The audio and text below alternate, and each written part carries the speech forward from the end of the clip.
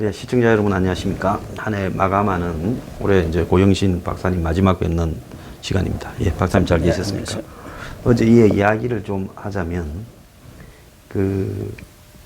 지금 조국 수석이 출석을 하더라도 본인이 얼마 전에 맞으면서 가겠다. 또 노 서렌더 이런 걸로 봐서는 가서 지금까지 해오던 이야기를 반복할지, 그래 그 자리에서 내가 책임지고 물러가겠습니다. 이렇게 말을 하면서 어쨌든 뭐 내가 직접 지시하지 않았지만 밑에서 그게 생긴 것은 부적절한 일이고 전반적인 포괄적 책임은 저한테 있습니다. 이렇게 하면서 불을 끌 가능성이 제가 볼 때 좀 별로 없을 것 같아요. 박근혜 정권 때도 보면 계속 굴러가는 게 누구 한 명이 나서서 책임지고 불을 끌려고 하지 않으면서 계속 굴러가는데 속수무책으로 몰려가는 부분이 보였거든요. 우선 조국 수석이 맞으면서 가겠다. 이건 참 오만한 발상입니다. 얼마 전에 김의겸 대변인도 이 정부에는 민간사찰에 DNA가 없다. 해갖고 또 얼마나 시끄러웠죠. 여론으로부터 화살을 받았습니까? 맞으면서 가겠다는 것은 자기가 잘했는데도 불구하고 오해 때문에 그런 거라고 이렇게 지금 자기 마음속에 있는 것이고, 또 국민들로부터도 여러 가지 비난이 있는데도 불구하고 나는 이 자리를 지키겠다. 이런 것은 뭐 본인으로서야 잘했다고 생각할지 모르지만 자기 인사권은 또 대통령에게 돼 있는 거고, 대통령의 인사권이라면 결국 국민들로부터 나오는 거 아니겠습니까? 그런 부분에 대해서 맞으면서 난 내 갈 길을 가겠다. 내 할 일 다 하고 대학으로 돌아가겠다. 그런 것은 너무 오만한 자세입니다. 그런 부분부터가 시정이 되어야, 우선 이 정부의 잘못된 부분이 바로 그런 거예요. 지난 시간에도 얘기했지만 자기 혼자만 아주 최선이고 정의롭고 도덕적이고 이런 의식을 갖고 있는 것 자체가 잘못된 거라니까요. 언제든지 모든 사람은 다 실수가 공자뿐만 아니라 예수님도 다 실수를 할 수가 있는 것이고, 본인의 잘못과 실수가 아니라 하더라도 밑에 사람이 잘못해서 그 어떤 문제가 발생하면 거기에 대한 정치적, 도의적, 행정적, 관리적 책임을 져야 하는 것이 윗사람의 도리예요. 지금 이렇게 온 나라가 시끄러울 정도고, 그것에 대해서 김태우 수사관이 개인적인 비리와 관계없이 김태우 수사관이 말하자면 폭로한 여러 내용들이 볼 때, 국민들이 볼 때는 그거 다 의구심이 가는 사안들이란 말이에요. 그런 일들이 이 문재인 정부에서, 더군다나 민정수석실 가장 이 시민사회 활동도 많이 하고 가장 진보적 학자라는 조국 교수가 맡은 그 자리, 민정수석을 맡은 그 자리, 그 기관에서 벌어졌다고 한 것은 본인이 책임을 져야 할 일이 누구한테 책임을 지라는 겁니까? 맞으면서 가겠다는 게 무슨 소리입니까? 국민들의 뜻에 반해서도 나는 내 길을 내 마음대로 하겠다, 그런 얘기입니까? 어쨌든 그런 것은 잘못된다는 걸 먼저 지적을 하고, 31일 날 국회가 열립니다만은 말씀하신 대로 거기에서 모든 문제들이 참 원만하게 해명이 되고 설득이 되고 또 성명이 되리라고 보지 않습니다. 지금 하는 방식대로라고 한다면은, 또 지금 청와대가 대응하는 그런 방식대로라고 한다면은, 그런 것을 우리는 보고 받은 적도 없고 지시한 적도 없다. 김태우 수사관 지가 좀 말이 그렇게 나왔습니다만, 김태우 수사관이 자기가 임의적으로 돌아다니면서 수사하고 하는 것을 우리가 일일이 쫓아다니면서 어떻게 알 수가 있느냐. 그건 말이 안 되는 겁니다. 적어도 다른 것도 아니고 청와대 특감반이라는 것은 상하관계가 엄격한 것이고, 일반 회사에서 또 중요한 사안들을 수사를 하고 또 어떤 정보를 취득했을 때는 바로 우리 언론도 마찬가지 아닙니까? 예, 특보를 들었을 때는 취재를 위해서 지시하는 것도 있고, 또 기자는 돌아다니다가 지시가 듣고. 아니고 여러 가지 정보들을 캐러 또 돌아가는 그런 말하자면 여러 가지 뉴스를 취재하러 다니는 것이죠. 그중에서 중요한 뉴스, 이거 보도할 가치가 있다는 것은 바로 데스크한테 보고를 하고 데스크 지시를 또 받고 해가지고 이렇게 취재를 하는 거란 말이에요. 뭐 지시를 받고 하는 것도 있지만 그렇다고 한다면은 김태우 수사관이 그 나온 리스트에 나와 있는 것만 보더라도 그것을 자기 컴퓨터에만 넣어놓을 일은 없지 않습니까?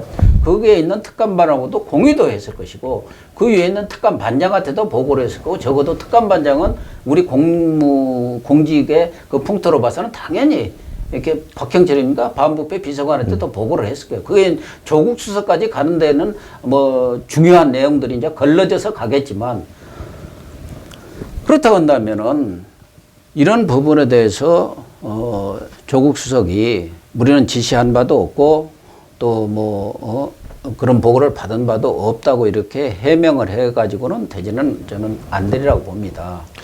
그래서 제가 운영이 예상하기로는 그 뭐 의사진행 발언하다가 시간 보내고 또 보나마나 또 야당에서는 참고인이라든가 증인 출석을 요구할 거예요. 네, 당사자들이 있지 않습니까 지금. 그러겠죠. 뭐 김태우뿐만 아니라 환경부에도 여러분들이 있잖아요. 지금 그때 다 산하기관에서 나가시 그러다 보면 뭐 출석을 하느니 마느니 하다가 세월 다 보낼 거고. 그래서 본질보다도 지역적인 문제로 싸우다가 끝날 가능성도 크고 첫째처럼 그게 가능성이 제일 크다고 보고 또 그 조국 수석이 뭐 우리가 기대하고 국민들이 예상하는 정도의 그런 답변을 내놓으면 모르지만 아까 같은 그런 그 회피식의 답변을 내놓을 경우 여야 간에 이제 공방이 벌어질 거 아닙니까? 또 뭐 여당에서는 또 조국 수석을 옹호 내지는 비호하는 발언으로 나갈 테고 그렇게 될 경우 과연 이 김태우 수사관의 그런 폭로 내용이라든가 여러 가지 비리 문제가 제대로 걸러질 것인가. 그래서 그것이 만약 걸러지지 않는다 한다면은 이 부분이 현 정부의 아주 상당한 발목을 잡고 걸림돌이 될 겁니다. 그러면은 내년부터 지금 경제에 올인해도 될까 말까한 상황 속에 정치적인 그런 문제로 계속 정쟁을 벌일 경우 이 정부가 과연 문재인 정부가 지금 지지율이 40대 초반까지 갔던데 나는 이런 상황이 내년에도 초반 하면 30대 곧 깨지라고 봅니다. 40대가. 30대의 지지율 가지고는 국정 운영의 동력을 상실하는 겁니다. 우리의 경우는 뭐 서양과는 좀 다르게 그렇죠. 우리의 경우는 30%대로 벌써 지지율이 내려갈 땐 국정은 동력까지도 상실할 가능성이 많기 때문에 그럴 경우 가장 피해를 입는 것은 나라 전체고 우리 국민들이거든요. 그런 차원에서 현 정부가 좀 적극적으로 수습하고 이렇게 국민들을 이해를 시키고 설득하고 진실을 밝히는 그런 노력들이 선행되지 않겠느냐 그렇게 보여집니다. 과거는 이런 일이 있으면 뭐 그것도 오랑뜬 건 아니지만 관계기관 대책 회의를 하든지 그렇죠. 청와대 안에서 또 관련자들이 모여서 이 일을 어떻게 수습할 건가라는 견적을 짜고 책임진 사람은 책임지고 또 사고를 수습하기 위해서 또 대통령이 나서서 사과할 일은 하고 그래서 대통령이 국민 앞에 사과를 하는 부분은 또 자신이 아주 싫거나 자기한테 불리하거나 불쾌한 문제에 대해서도 기자들한테 설명을 하고 하는 부분은 그거는 이 자유민주주의 사회에서 그냥 병가지상사 정도로 생각을 해야 되는데 이 문제에 대해서 그 아르헨티나에서 뉴질랜드로 오는 비행기 안에서 기자들이 물으니까 국내 문제는 안 받겠다고 하고는 오자마자 조국 신임을 했지 않습니까?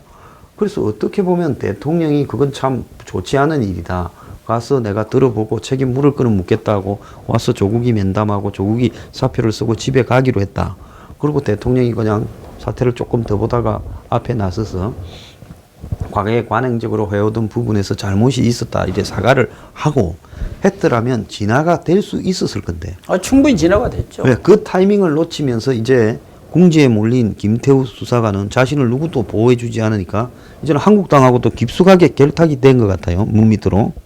그러면 한국당에서 변호사도 임명해주고 또 한국당에서 자료도 순차적으로 터뜨리고 이 TF 대응팀도 만들어서 나가고 그래서 그동안에 숨도 못 쉬는 야당이다가 이제는 이 건 때문에 한국당이 매우 공격적으로 가고 있어요.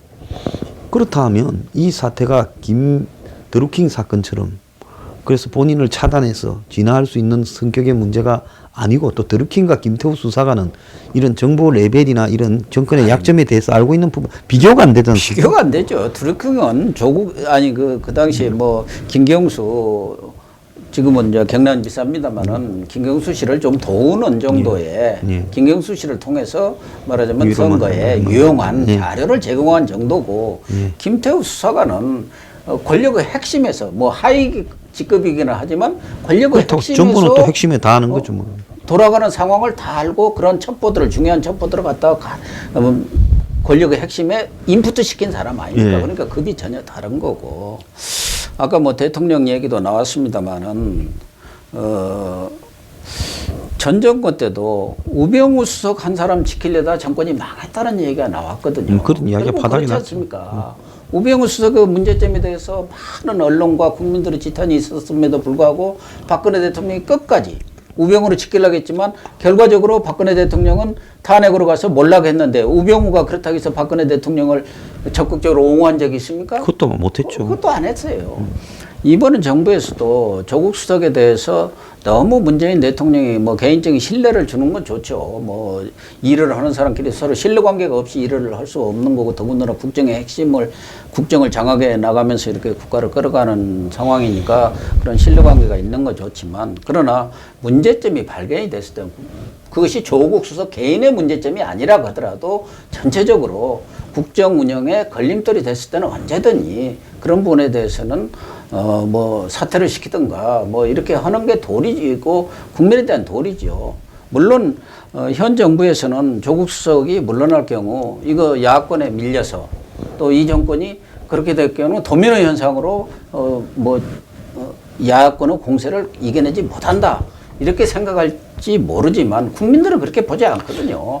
사실은 문제가 되는 부분에 대해서 대통령이 딱 결단해가지고 정리를 할 것은 정리하고 또 본인이 해명할 필요가 있을 때는 해명을 탁탁탁 하면은 국민들이 다 설득이 되고 지지율이 아마 올라갈 겁니다. 제가 볼 때는 그래요.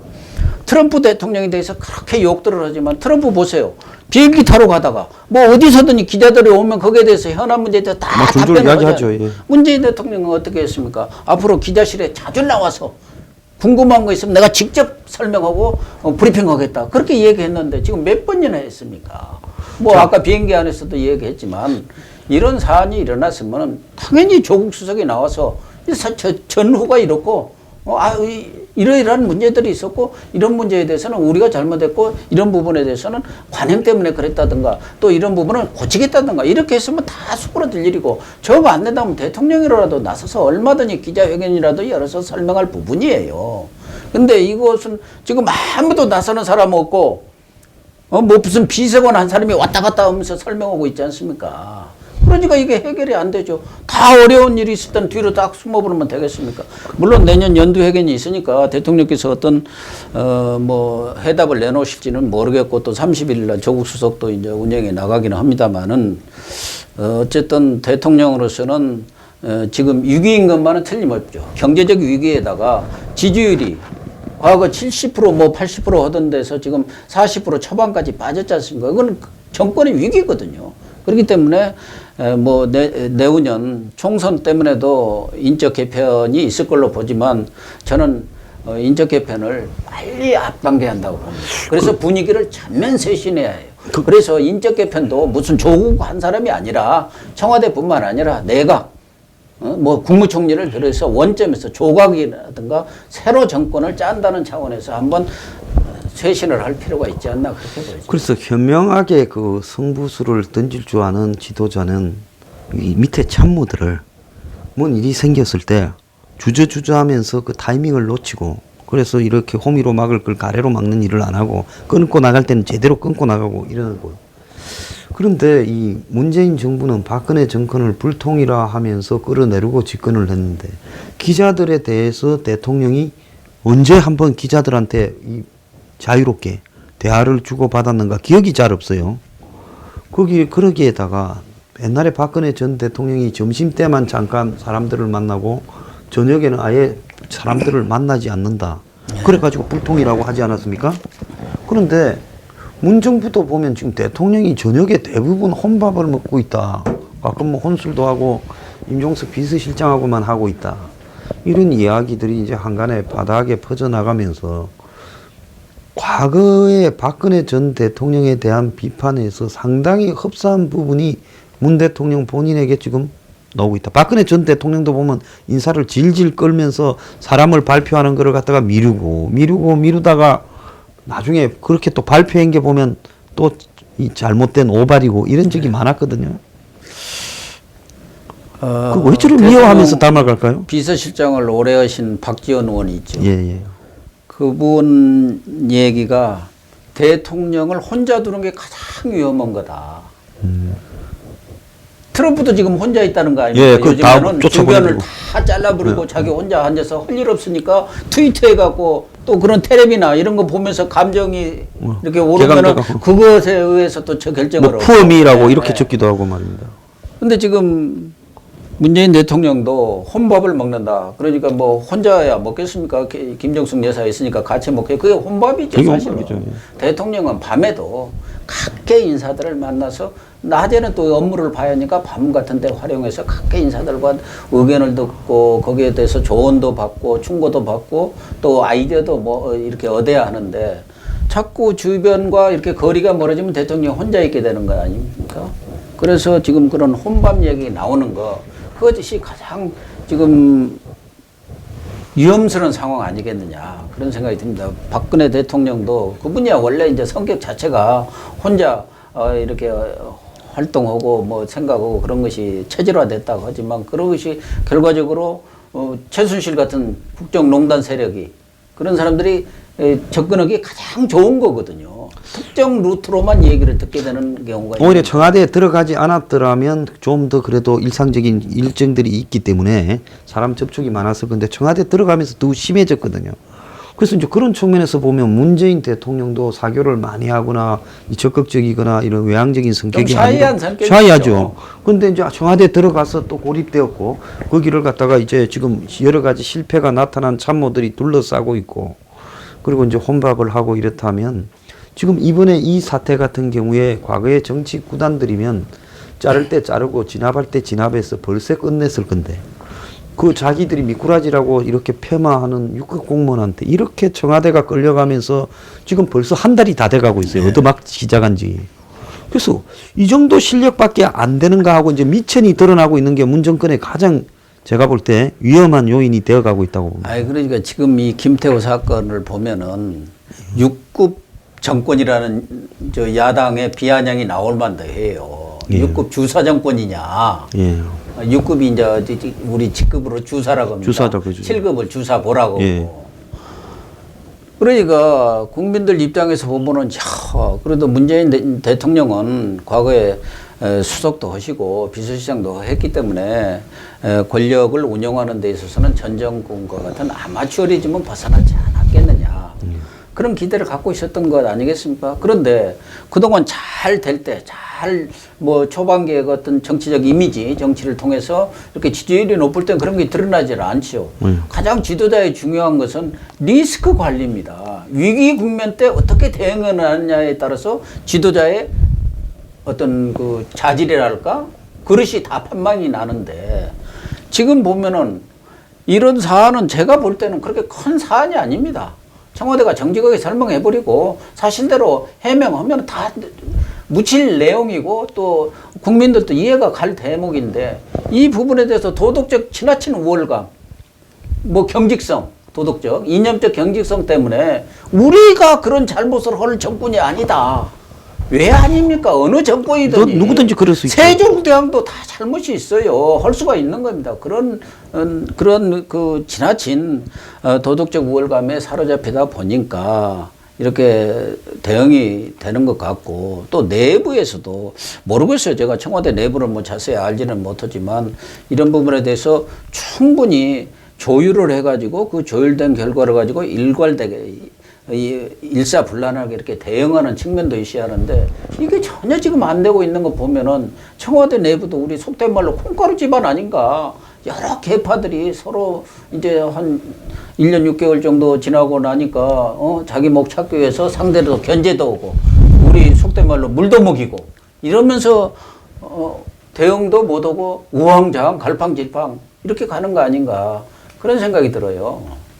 그래서 지금 보면 이제 6월 달쯤에 이런 청와대 개편이 있을 거라 그러다가 이제 뭐 좀 당겨서 한다 이제 이러는데 이 정권도 이제 사람이 보면 잘 나갈 때는 항상 상승기류를 타고 업돼 있고 또 여론도 협조하고 언론도 협조하고 국민들도 또 잘 못해도 넘어가고 하기 때문에 잘 가지만은 이게 추락하기 시작할 때 내려오기 시작할 때는 조금 이렇게 일들이 더 꼬여가 가지고 그러면서 더 추락을 가속화시키면서 가속도가 붙어서 심하게 추락하기도 하는데 이 정권이 지금 굉장히 위험한 부분은 과거에 보면 소통을 잘한다 또 타겟민의가 있어가지고 이 보여주기 이런 부분을 통해서 정권이 실체보다도 좀 과장되게 국민들 앞에 이렇게 잘 이미지 메이크업을 잘했거든요. 그럼 정치의 본질이 어떻게 보면 또 그런 거일 수도 있고. 그렇죠. 그런데 이 정권이 지금 위기의 때는 그런 어떤 맥락들이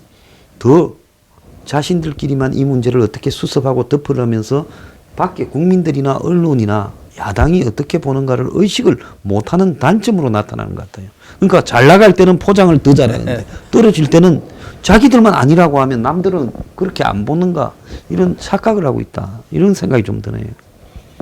사실 어떨 때 보면은요, 우리 국민들의 수준이 정권을 담당해가는 공직자라든가 예.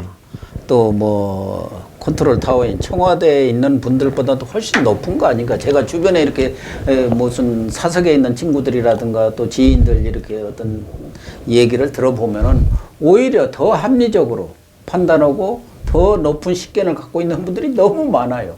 그런 국민들이 뭐 다 그런 수준은 아니다 할지라도 우리 국민들의 수준을 청와대라든가 권력자들 입장에서 보면은 말하자면 다스리는 사람들, 저 사람들이 뭘 알겠느냐. 그런 생각을 혹시 갖고 있는 거 아닌가 하는 느낌을 가질 때가 있는데 이 정부에서도 우선 자기 내부에서 이런 문제가 이렇게 위기 국면이 왔을 때 좀 트럼프에서처럼 그런 어른 리더십이 없는 것 같아요. 그 내부에 뭐 매티스 국방장관이라든가 뭐 이런 어른 리더십 좀 부족한 것 같고 저 트럼프도 켈리 그런 비서실장 같은 분들이 청와대라도 자꾸 그렇게 백악관 내부를 잘 다스리면서 이렇게 조정해가는 그런 것이 있는데 뭐 임종석 비서실장도 나름대로 열심히 노력은 합니다만은 좀 그런 면에서는 부족한 점이 좀 있는 것 같고. 또 이낙연 국무총리가 총리로서 역할을 좀 더 적극적으로 해서 이런 위기 상황이 왔을 때는 사실은 저런 사선 의원에 또 도지사를 몇 번 하시고 또 경험이 많고 연륜도 있는 저런 분들이 나서서 적극적으로 대통령과 소통을 하면서 이 문제를 어떻게 풀어나가야 한다든가 그런 그 최측근으로서 참모로서 역할을 해야 하는데 그런 부분도 좀 부족한 것 같아요. 그러다 보니까 청와대 내에 말하자면 핵심 라인을 형성하는 분들이 자기류, 오류에 빠져가지고 이렇게 대응을 하니까 국민들이 볼 때는 어설프고 또 납득도 안 되고 또 자기들은 그게 옳다고 생각할지 모르지만 누가 보더라도 지금 벌어지고 있는 여러 사건들은 누가 보더라도 이건 의혹이 너무 많네.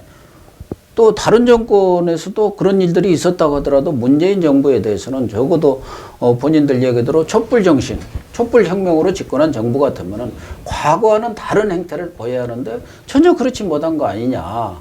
그것을 관행으로 넘길 수는 없는 그런 사안들이 지금 많이 나타나고 있단 말이에요. 김태우 수사관의 그 개인적인 뭐 자질 문제는 자체하고라도 그 폭로된 내용들로 봐서는 그렇다고 한다면은 좀 더 이렇게 적절하게 대응을 했으면 좋은데 그럴 가능성이 좀 낮다. 지금 팀으로는.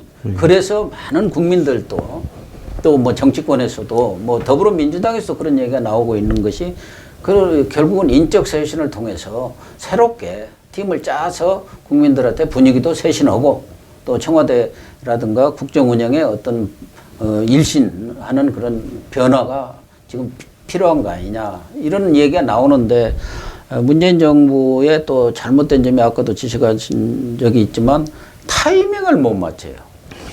어떤 문제라는 것은 적기에 답안을 내놔야 그게 타이밍이 맞는데 자고 우면하고 이렇게 하다가 보면은 타이밍이 지나가 버리니까 인사라는 게 특히 타이밍이거든요.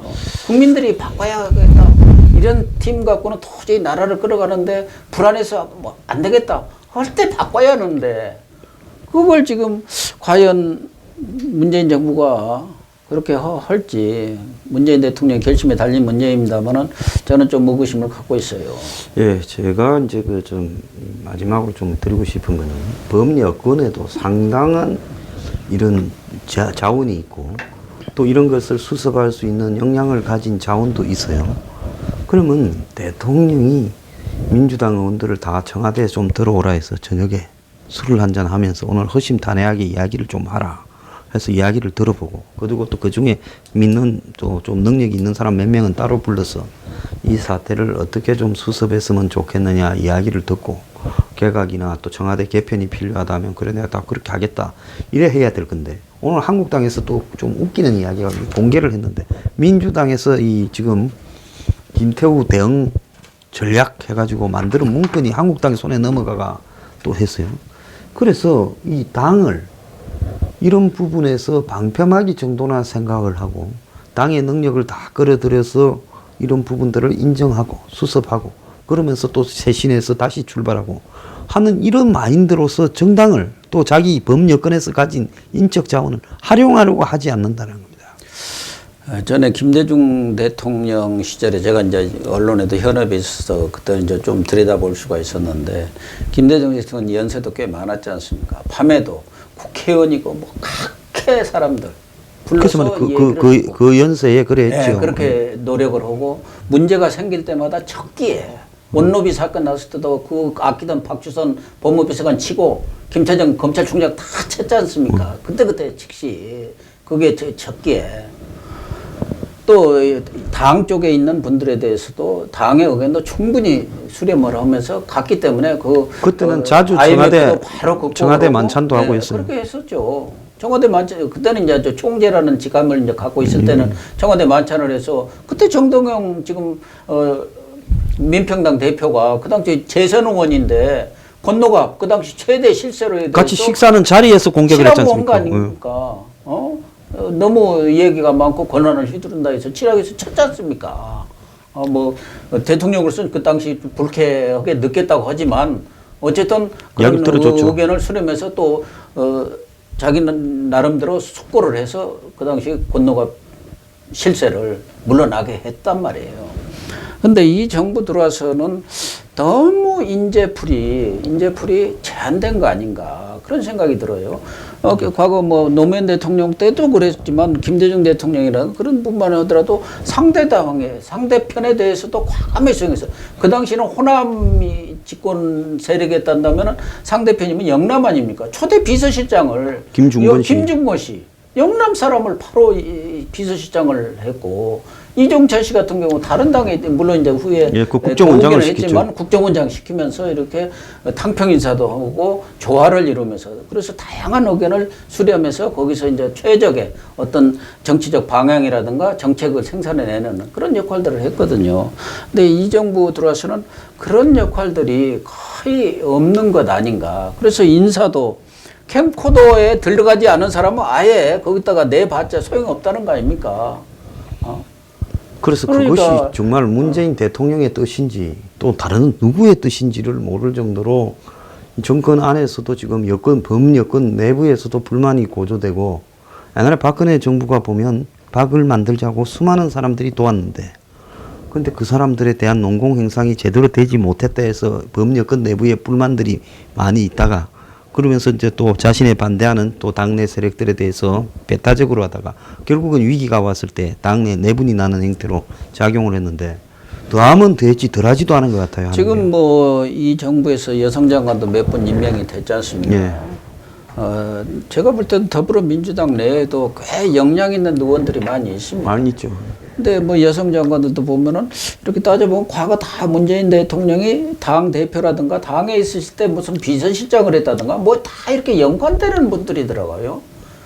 그런 분들이 물론 역량이 있어서 옆에 측근으로 섰겠지만 우리가 국민이 보는 안목이라는 게 있지 않습니까?